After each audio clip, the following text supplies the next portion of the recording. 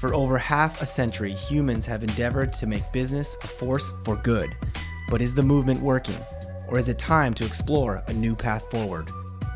Welcome to Less Talk, More Action.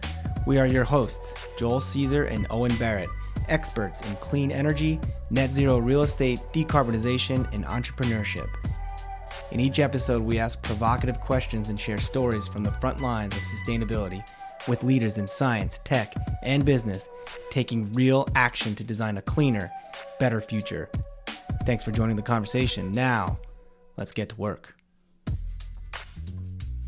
Welcome to Less Talk, More Action podcast. My name is Joel Caesar, the world's undisputed voice of building decarbonization. Joining me as always is Owen Barrett, the founder and CEO of America's fastest growing solar company. Today's guest was Ryan Yetzer, founder and principal of Full Scope Asset Optimization.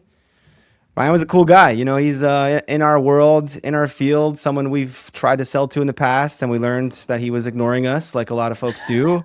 But smart guy, cool new company. What'd you think? Yeah, I thought it was great. It's always fun to have, people in our lane on this podcast. I feel like we can go deep and have like pretty real conversations. So I think it was a great guest. Yeah. Well, before we get into all that with Ryan and his expertise and new company, let's dive into a segment we're calling Owen and Joel Return from Nashville. So we did a bit recently describing how we were about to go to Nashville for the IMN, ESG, and Decarbonizing Real Estate Forum. They do it twice a year. There's one in Nashville in the winter, one in Dana Point in the summer. We talked about it a lot, and anyone who's in our field of commercial real estate and sustainability is pretty aware of this event, all the big shots that go there, and people like you and I that are disrupting the space, trying to get attention. It's a cool event, but we're going to do our reflections on what we saw. We did our predictions of what was going to annoy us and what we were going to be excited about. Now we're going to do reflections and feedback. So what do you think? I got two reflections.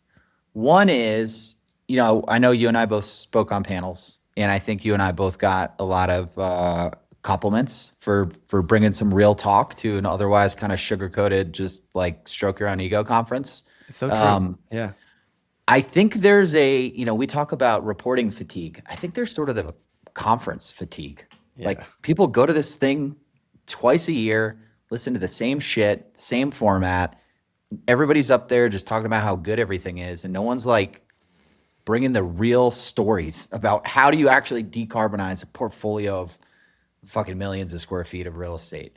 So I think I think we're at the very beginning, but I think we're going to see a change in conferences, like feel, look, format, to get into the nitty gritty and stop sugarcoating kind of what this work actually means. Cause I don't think it's all good. And I think people come to conferences just to sort of like spout about accomplishments. That's not the real world. The second one, you're not going to like this one. AI is not going to save us. Like, let's stop fucking getting on this. AI is going to save us. The problem with decarbonization is not identifying what needs to be done. It's doing it. And until AI replaces, capital committees so that decisions move faster, and replaces electricians so that solar gets installed faster, LED lights get installed faster, AI is like, making the 2% in the full process move a lot faster. It's going to have zero impact on decarbonization. Wow. Taking a shot at my company with that statement. Well, I didn't say Cambio. I kept it general. But I don't think AI is going to move the needle at all. I think the problem is decision making. I'm the allocating capital. I'm the undisputed voice of building decarbonization, right? I've heard you are that and the king of decarb AI. Yeah, is what's floating on the street. The king of AI. So you're coming at the king. You better be ready to get your head chopped off with this kind of talk.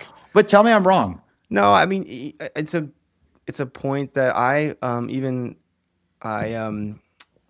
posted recently on LinkedIn announcing that Cambio had a very successful Series A raise, and there's lots of cool news around that. And I told the story about how when I was being recruited by one of the founders, and my first question to Steph was, do you see my LinkedIn content? Like, I don't really think I'm the person that should be selling software, because I had, prior to that, like my most viral post ever on LinkedIn started with software does not decarbonize buildings. So yes, of course I agree with you philosophically, but I will push back, and I'm not just saying this because I have to support my company. I've seen what our platform is capable of, And we're in this moment where it's really a change management thing where companies are deciding, like, even if they embrace something like Cambio's AI product, they still want their consultants around, kind of, and there's still some slow adoption, and they're not truly harnessing the speed that it's going to be enabling that hopefully like alleviates some of the soft costs and friction in our processes. So yeah, I agree with you. You still need good decision makers. You need leaders who are going to take action. You need capital committees that are bought in. Those are probably more important, but I'm going to push back on that AI has no role here. Well, I didn't say it doesn't have any role. I just said it's not going to speed up decarb. It's what it's going to do is it's going to speed up the bullshit at the beginning. Yeah, which is Like, helpful. let's get to the data faster, but that's not the problem in my mind. Whether it's Cambio like crushing a Nashville level 2 in seconds because it's powered by AI, or some old crusty engineer doing the same thing over weeks. Yeah, you still arrive at the same bottleneck, which is nobody does anything with that data. I guess that's true, arriving at the same bottleneck, but I think instead of paying that engineer 50 grand, you pay us a fraction of that. And instead of waiting 6 months, and we can do it in a week or two, that matters. Speed matters. Well, yeah, but it won't have an impact on decarbonization, I guess is my point. Well, I would say, like, you guys will solve that part, and that's great. It needs to be solved for, but I think there's a bigger problem that no one really knows how to address, and that's like, it's a lot harder to solve. The bottleneck, the way you say it, is right. I would say, like, in a previous life, where the organizations change, and you get these moments where, like, some leader says, we're going to do decarb. We're going to focus on that this year. That's a KPI for me, the leader. So, like, we're serious about this. And then if that person has to wait 6 months, 12 months for the analysis to come back, then you lose that tailwind. That's where that window. Yeah, again, this happened to me. Like, we had a ton of tailwinds, and it took us 2 years to get our shit together. And by the time we did, leadership had changed, priorities had changed, and we couldn't even get to the bottleneck you're describing. That's a good point. All right, I don't take it back, but I think you're right. My only reflection, I think, is similar, just like conference fatigue. I posted afterwards my reflections, and I said, what did I say? That was a great post, I said the climate movement is dead. 6-person panels dead. Consultants are dead, and 6-person panels should be dead. So a lot of people didn't appreciate a couple of those statements, especially some consultants. But dude, the 6-person panel, like, again, IMN people they're doing their best, and that's their model. But I think everyone, like you said, comes into the whole conference being like, oh, this is all kind of annoying, and these days so long, and these panels are all the same, and nobody says anything different. And then there's 6 people on these panels, which is just hard to do if you're on the panel or if you're watching, to really get the most out of people. And all that to say, I just wish there was more people, I'm gonna pat us on the back, like us. I got so many people coming up to me that whole day being like, dude, that panel, that was the best one I saw all day. Someone finally saying something different and calling out the industry for an action. Like, I met a couple people that I've been trying to meet because they liked my raw approach to the panel. So, lesson learned out there, everyone. If you're trying to get noticed, don't just fall in line like everyone else and say the same crap on your panel. Yeah. You got to be bold. I mean, that's the other thing that we come down to, right? It's like our industry is just so timid. It's timid. Like, and that's have to be, I guess. So these boring ass conferences are the result of that timid culture. Yeah. Because nobody wants to, like, get out of line and put their neck out. And we joke about, like, the Less Talk More Action Summit one day, and I don't know if you and I have the the initiative or, like, care enough to actually do it, but, like, what do people like about these events? They like going to Nashville and going to cool lunches, like we went and had the great barbecue, or the great dinners, or there's music, or some other company did like a cowboy hat kind of make your own event, and people love that. Fun. We did a boxing thing. So it's like, how do we get everyone to just, like, meet in a city, have the ability to, like, chat with each other, and maybe have some panels and speakers, but, like, not this curated panel after panel after panel after panel. Everyone's just, like, at the end of the day, just like, get me out of here. Yeah. Man, I wish we both had more bandwidth, because I think this summit it'd crush. Yeah, I do too. I think it's ripe for disruption because, like you said, nobody's thrilled with the current format. No, I mean, it's valuable. I'm not saying it's not. Like, totally. I come out of there and I'm like, you meet a lot of people. You know, so much of what we do is now, like, through the computer. It's all virtual, so it's good to meet people in person that you have virtual relationships with. But God, can we change the format so it's like not so stuffy and just, I don't know, more like activity based, or something that just, like, spurs real conversation. Like our Martin's barbecue lunch with our 2 friends. Exactly. That's a shout out to Martin's barbecue in Nashville. If you go to Nashville, make sure you go to Martin's and get what was it called? What was the hot sauce I was eating? The Devil's Nectar or something like that? Devil's Nectar. Got you going. All right. Well, That was fun. We'll see you at IMN and Dana Point. And We're now having a live podcast. yes, Announce it. We announcing it? Sorry, cat's out of the bag. No, it's okay. If you're gonna push it with IMN, I'm all about it. Poolside I'll live push it. podcast, Dana Point. Yeah. Yep. All right. Well, now let's jump into a great conversation with Ryan Yetzer.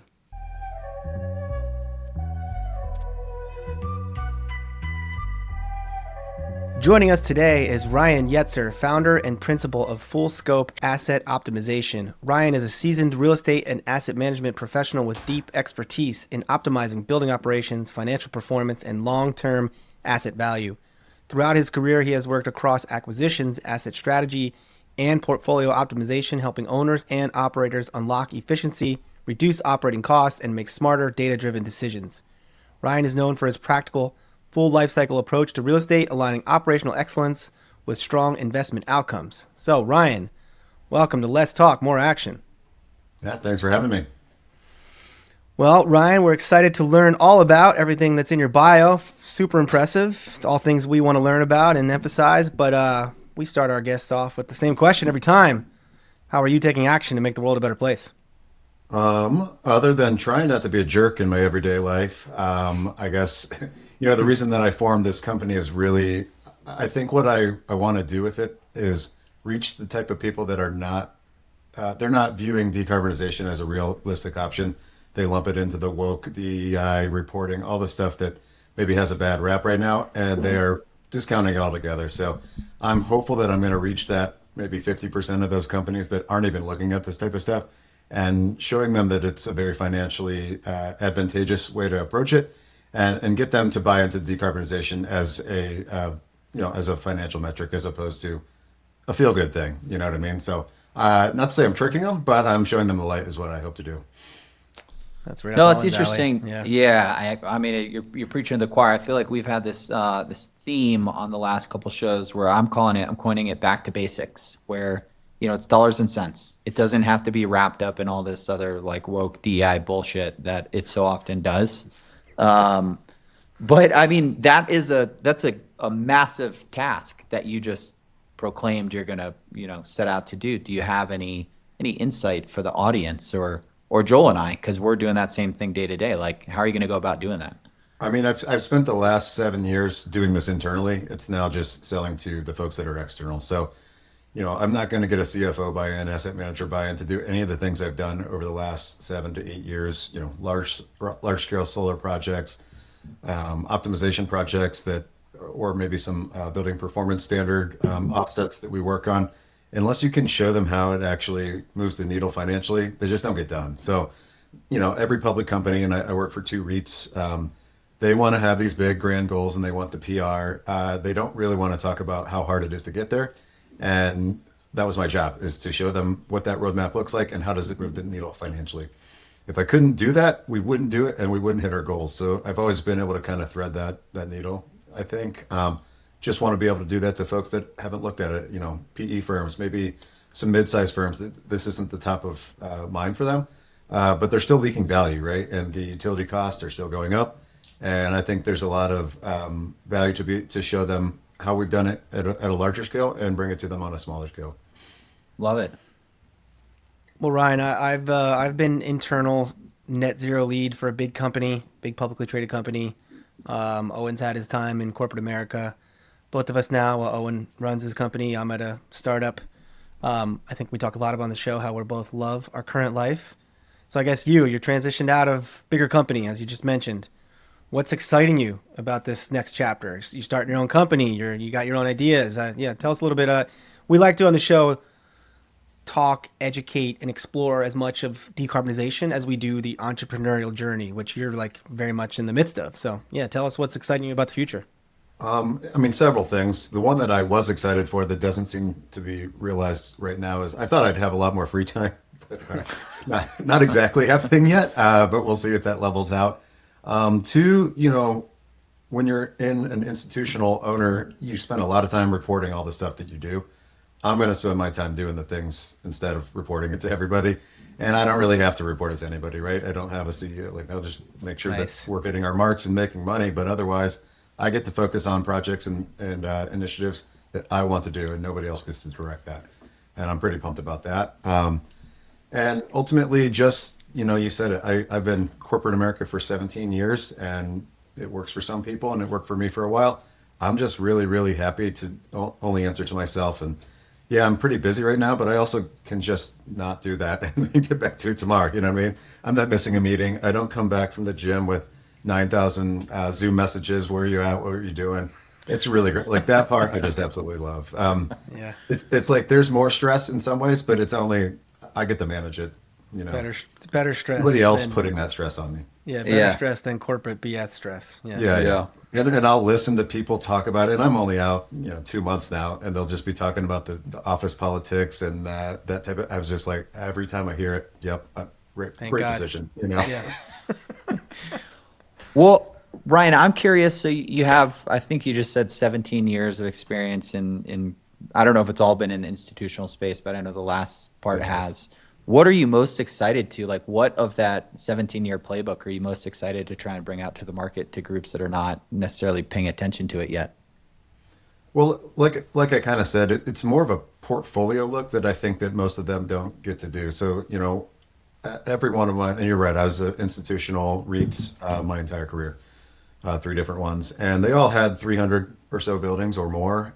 So getting a bird's eye view and getting the data into a format that you can actually start looking at it for insights. I don't think smaller companies are able to do that.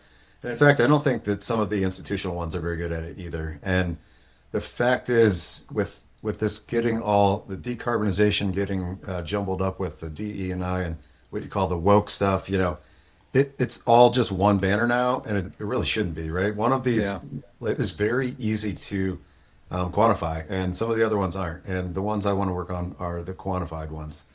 And it all begins with data, and most companies don't have that. So some of my first engagements have been talking to people about how can I even just set up an Energy Star so we know how this is performing, then we can start executing on it. The other piece, I think that smaller companies or people that don't have a set up program, they might buy a program. They might buy, I'm not going to name names, but they might buy a very reputable program that probably works for. Come on, name a name. Name a name. You got someone on the podcast here. I put that a lot, and but either way, and I've done this before too, right? I was a one-man show at one of my stops, and I was under pressure. Like, we need a good data, manager. So we bought one, and we were nowhere near equipped to even do anything with it, right? So helping companies that maybe have the data execute on what the insights might be or where the opportunities are, I think is another thing I want to bring to the table to them. Well, it's a big gap. I'm gonna ask another question similar to Owen's. Maybe mine. I'll try to get you to be a little more provocative here, if you don't mind. So I can just cuss if you want that. That'll work. Let's assume you've got all this experience. I'm on your LinkedIn, and your LinkedIn has all the acronyms and all the things you've done at the places that you've been probably require you to do. But let's say you come in, maybe not your former company, but a company like your former company, and who knows where they are in sustainability, but they say, Ryan, we're not sure this sustainability program we're doing has worked. Our head of sustainability just left. We got this software program no one knows how to use, or we're not getting the most out of it. It seems pretty expensive. We're reporting all these frameworks that, and this is me, like the person who might be above the sustainability team, who's trying to hire you to be the consultant. You're coming in being the Bobs, I guess. Like, you're going to audit this company's sustainability platform. What is what might you say going in, or what, as you approach this part of your career, especially like right now, as you're fresh off doing this internally, would you say like, yeah, we're not doing that. Yeah, we're not doing that. Yeah, that's BS. Like, is there like, I'm trying to get this is a leading question, but like, is there certain things where you're coming in saying like, this is how you really need to be setting things up if I were you and you're coming to this person? I mean, it's old school. You all know this, but like getting a true materiality assessment, it doesn't need to be one from some big firm or anything, but actually just asking people that are affected by this, who's driving the ship? Typically it's going to be investors, right? So my first question is, who's telling you need to do this, and what are they telling you need to do? If you have a big like European investor base, they're going to say you need to do GRESB and all that type of stuff. My opinion on that is pick one and only do one, and just do that. If you have to. If not, I'd say just don't do it at all. But you do get bogged down, and we got to report this 7 different ways. Now we have all these analysts And, a lot of the sustainability teams don't even really know anything about real estate or like the physical plant of the building.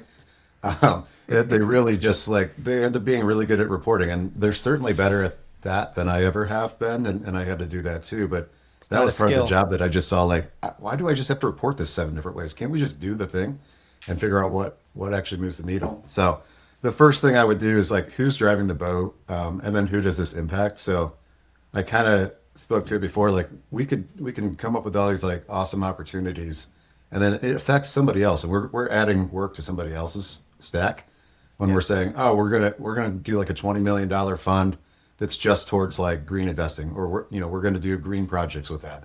Well, that's not I'm not gonna do that, right? We have to tap into project management or operations or something like that. So again, getting all the buy-in and all the stakeholders before just choosing software and doing all this other stuff. I think that's what I would do first. That's not very provocative. I'm trying to think. I'm saying No, it's okay. And I'm going to build up that. why the hell are you even asking that question is what I would ask the person asking that question. Well, Who's driving that question? I was going to ask you, I love asking this question of folks like yourself, especially who might be able to speak a little more honestly than they would if they were in the seat, which is if the question you said, oh, your investors, you have European investors, they want GRESB. Do you ever, you or the team that was in these conversations get to say, hey, European investor, why do you want GRESB? We actually think GRESB takes too much of our time and isn't really adding value to what you're asking us to do. Do we ever get to push back on the European investor is the boogeyman of this industry? Yeah, it really is. Yeah. I don't know. I can tell you that I've done SBTI for that exact reason. And then I spent, before even getting that approved, I spent 3 months just putting together a presentation on why we should or should not. And, I felt like I was then the person that was advocating for it. I was like, no, listen, I'm not. You asked the question. I'm telling you what it would take to get there. And, at the end of the day, it was just a clear yes, do it because investors want it. No, a rubber stamp type of thing. And that I thought was very strange. And there's usually a buffer layer between somebody like myself. I was, a senior director of sustainability. I pretty much answered questions from our investor relations teams, and they fed them back up. I don't know. I assume at this point, most of those investors, they're just sophisticated enough that they have a checkbox, and that's all they go off of. So I don't believe there's a whole lot of pushback. I'd love there to be, because if we were able to quantify how much freaking time is spent reporting, I think they would probably say, yeah, no, you're right. Don't do that. Exactly. Ryan, you're going to be on the other side of the table now when you hear, oh, sorry, we can't do this. It's reporting season. Whereas before you were living in the reporting season, I'm assuming. So now you'll get to experience the frustration Joel and I have when it's you guys are more concerned about reporting about the projects you might do than actually trying to do projects that you could put into your report. Absolutely. And yeah, every time you come across that, it's super frustrating. But I want to get back to what you said about how do we, I'm going to paraphrase for you. You said it better than I've ever said it, but how do we get the E out of, how do we disassociate it with S and G? How do we just get E to be E? Because to your point, E is the easiest one to quantify. It's usually the easiest one to tie financial metrics to. S and G are so vague and indirect benefits, and it's hard to quantify. Do you have any thought into how we just pull the E into its own ecosystem? And S&G are polarizing, of course. Yeah. I just call them revenue generating energy projects, so that it just fix it to a financial. And I talk a lot about asset leakage, and that's what asset managers, financial people understand, or they seem to understand. They don't really, when I was naming my company, I wanted to put some sort of decarb in it, right? That's what I'm passionate about, but I couldn't, right? Because that limits the pool of people I'd be talking to. And at the end of the day, it's really just returns driven. I talk about returns all the time. What's the name again? Full scope asset optimization. Yeah. That was me and my wife sitting in a car for 2 hours, word clouding it. So. What's asset leakage? I've never heard that. It's just the cost of doing nothing, right? So you have just the building systems that are out of whack that just require some optimization. You're losing money every day that you're not optimizing. If you have inefficient lighting, you're losing every day that you don't replace that with LEDs. If you have leaky literal leakage, if you have windows or an envelope that isn't secure, you're throwing money out the window. So I just call that asset leakage. That's my house right now. Yeah. As I've been talking about in this podcast. Joel and I had a conversation a couple weeks ago about how often he comes across, I don't know if it was specific to multifamily, Joel, but just commercial real estate that still has like compact fluorescent or linear fluorescent, like hasn't been updated to LED, blew my mind. Yeah, Ryan, like I don't know how much you know about Cambio. I'm sure you've heard a pitch at some point, but like, we use AI to daylight energy efficiency projects. And so now I have this window into like thousands of assets, millions of square feet, trillions of square feet around the world. And, we have all these recommendations and we can filter for across the entire platform. Like, what are we seeing the most of? What's geographic? And I was telling Owen on one of the episodes, I'm like, I think I need to start an LED company because it's amazing how many opportunities there still are to do an LED retrofit. Like we all think we want to go to the advanced sensors and controls and AI driven optimization. It's like, well, actually there's still a lot of LED lighting replacements to do. And you talk to some of these people. Yeah, you walk through a building. I walked through one earlier this week. There was a data center, and I'm just like, like I'm not even doing any kind of pro forma, but like your lights suck so bad that this would be like a 6-month payback or something. And you talk to her like, yeah, we don't get any clearance for capital like that. I'm like, how does that not pencil? That is like such a easy investment. I don't understand that whatsoever. And you're right. Like one of my first clients is actually a lighting vendor. And it's really just getting them in the right rooms because even the real sophisticated institutional investors have these really, really awesome GRES scores. They have like these beautiful reports of all the stuff they're doing. And you walk in their buildings and they still have, T12s. And you're like, what the hell are we doing here? Yeah. Talk about Owen back to I don't know if basics. I'm allowed to plug the company out. I'm using that. Full scope asset optimization has turned into a lighting retrofit company here on the Let's Talk More Action podcast.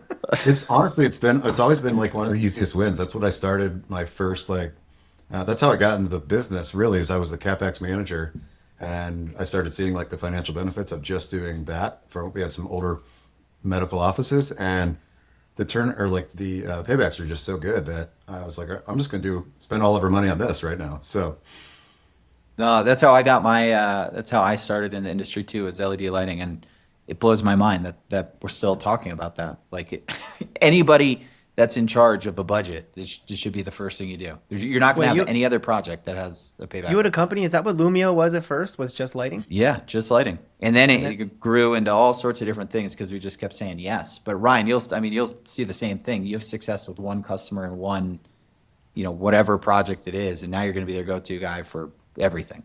And that's where that's what I'm working with this client on there. I don't know if am I allowed to plug companies, but plug them, please. Next Step Energy Solutions. And what they really are good at is like, let's look at this portfolio level. I didn't just take that off your plate, right? Because that's a lot of these sustainability people are working on more complex issues, electrification, things like that, and they're not even doing the basics. But if you take that off their plate and just say, hey, these 10 properties you have, there's a huge rebate, and also they all have T12s. This is no brainer. Let's just do this, So that's what we're trying to do. Will they offer financing? Will they ESCO They model? absolutely do. They'll do CPACE and they'll do conventional financing as well. Very cool. Yeah, so I guess, it seems like you're going to take a broad stroke to the industry, working with a vendor here. You'll probably talk to companies like yourself, like, hey, I'm Ryan. I used to sit in your seat, Mr. Director of Sustainability or Mrs. Director of Sustainability. Like what's, I know it's new and, you're talking about you and your wife naming the company in the car, but what's the vision for like, who's the ideal customer you'd love to work with? I think, and I have one that I'm working with right now, but it's the ones that are not looking at this stuff at all. And that's probably going to be like lower to mid-size companies or smaller to mid-size companies that maybe don't they're newer don't have a head of sustainability, don't even have that person. Right. They're just completely ignorant of the fact that this even exists, right? And honestly, some of those calls I've had, I said something about sustainability and they'll laugh at me. You're like, I thought that didn't work or something like that. Or like, I thought we were past that. Yeah, I was like, I think, you know what, let's reframe it. Do you want to save money? How about that? And that opens the door. And I think those companies, getting them to understand the importance of what I'm trying to do, I think is the ideal client. But you're right, I'm working with a lot of prop tech companies such as yourself, just trying to identify some of the gaps that you might be missing with some of the potential clients. So doing some whiteboarding sessions like that, just ultimately this sounds pie in the sky. Like this isn't probably what the business is going to be, but I really am passionate about getting tools to be very usable and getting them into the hands of the right people so they can use them effectively. Because I've spent a lot of times on tools that look really cool and they just don't get used properly, or they're missing one or two things, and we spend all this money and it didn't equate to anything. That I really want to make that industry a little bit better too, if I can. Ryan, we do, I don't know if you probably don't know what we do at Shine, but we do solar for multifamily. And so many of the questions, we're doing it into the tenant meters. So there's a lot of data that we're trying to aggregate and show to customers. A lot of the questions before we do the installation is, what does a portal look like? How easy is this to use? How easy is it to export data? But when we look at the analytics on the back end of who's actually going into the portal and doing anything with it, it's virtually no one.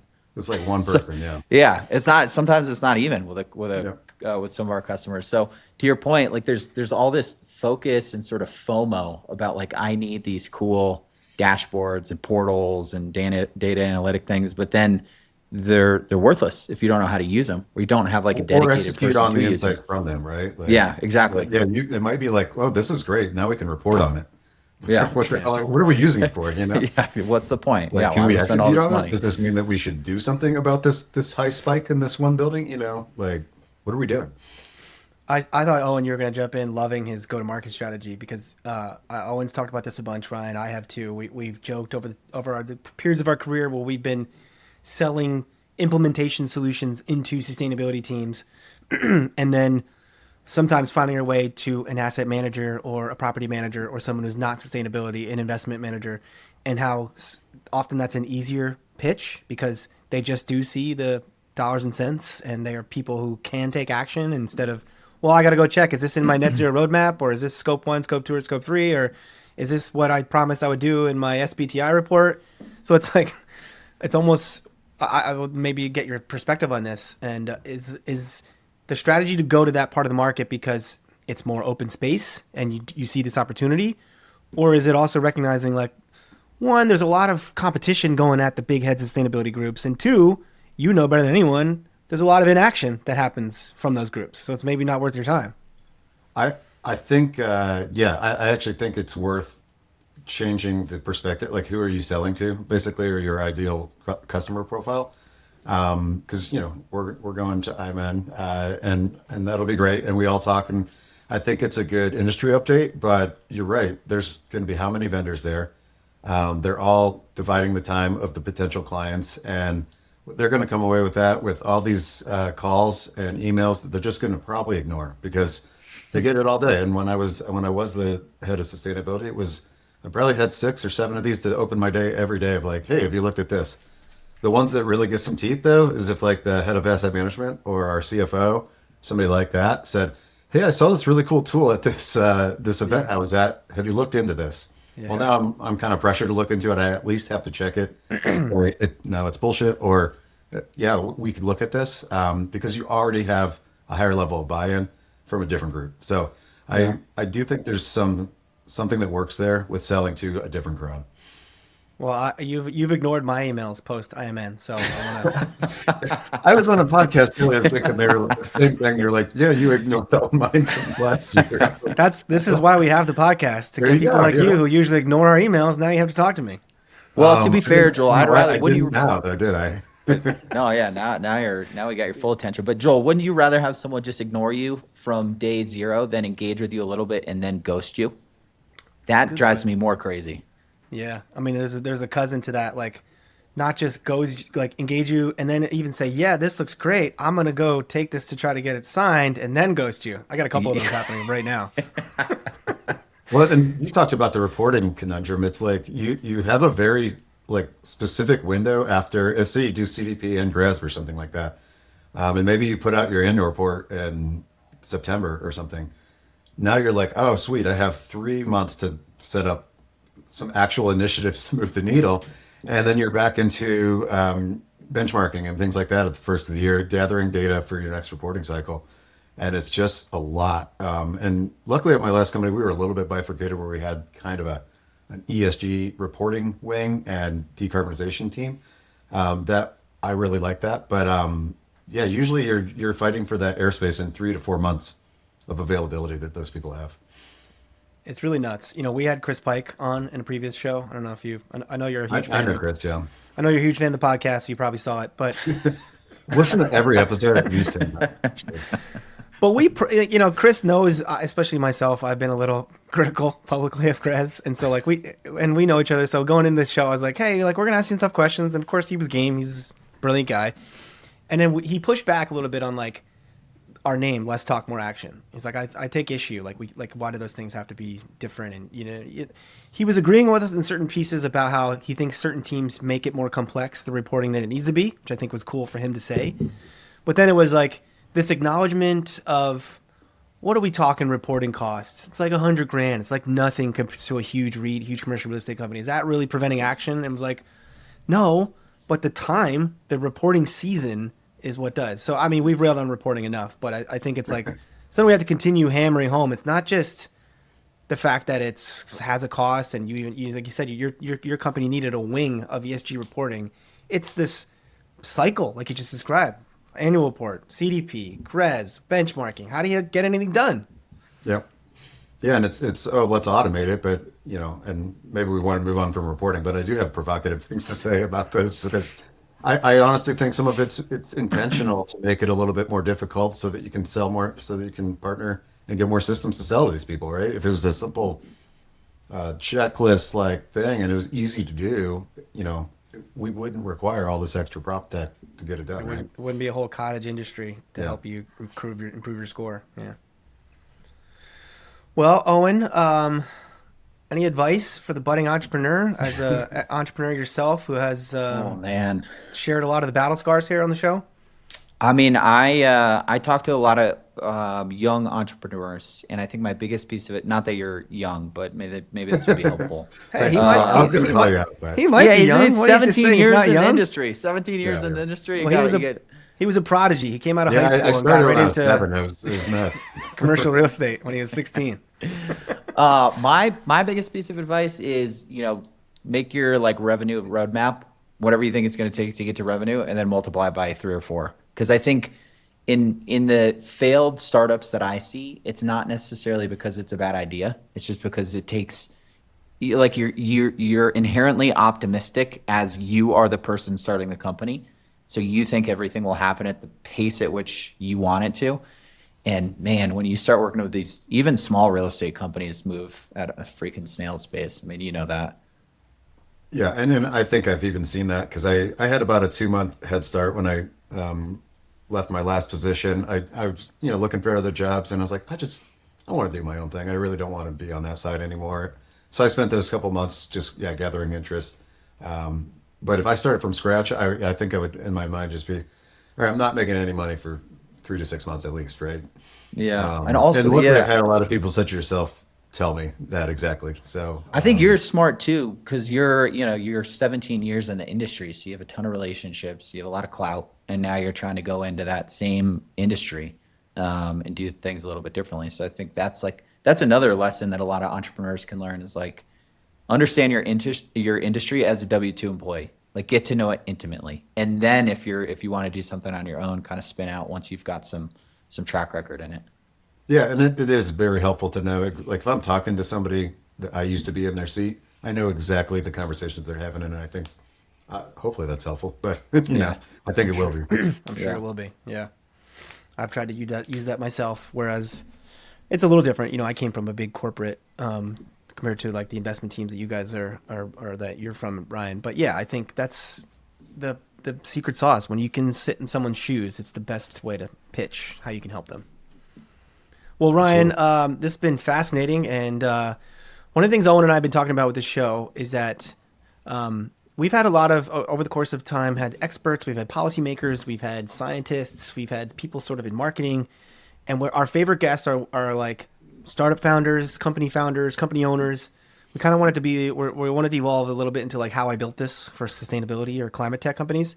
And in that vein, we want to not just have you on now. Look, you're in early part of your journey, sounds like, but let's bring you back in 6 months and hear what's happening. It's like, let's like really expose the process and the battle scars. And we talked about it on a previous episode, how it's a really popular thing these days, especially younger generations, building in public, like sharing the transparent challenges you're facing is a great way to market yourself and your business. So long way of saying we'd love to have you back. And thank you for I joining think us. it'd be great, and honestly, it'd be a nice little benchmark for myself to be able to look back and be like, oh, look how full of hope I was, and now I feel like this.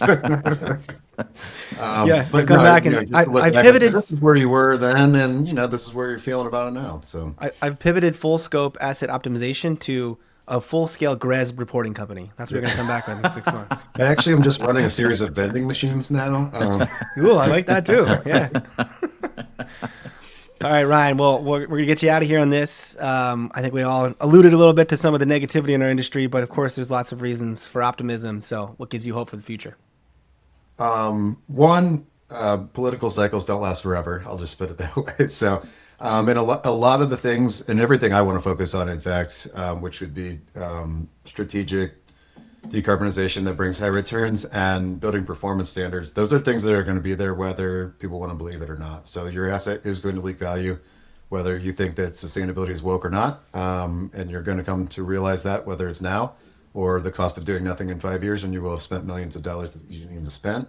Or you're going to get a letter in the mail one day because you have a building in New York and you had no idea that local law 97 exists and you are exposed to all these fines. Those two things give me hope that this industry is not going to die, and I think it'll take off in a new form within the next 4 or 5 years. But at present, I think we all have to re-gear and refocus on what moves the financial needle. Love it. Well said. Yeah, I know you right in line with a lot of things Owen usually says here. So we'll wish you the best of luck, Ryan. Thanks for joining. Yeah, thanks for having me, and great to meet you guys. See you in I'll Nashville. answer your emails going forward too. Yeah, thank you. All right. Well, Owen, thank you for joining. Thanks again, Ryan. Thank you to our audience. You can. Let's plug. Ryan, how do you plug yourself? Follow you on LinkedIn? Are you on other social media? You got a website? No, the website is being built by my wife. So Nice.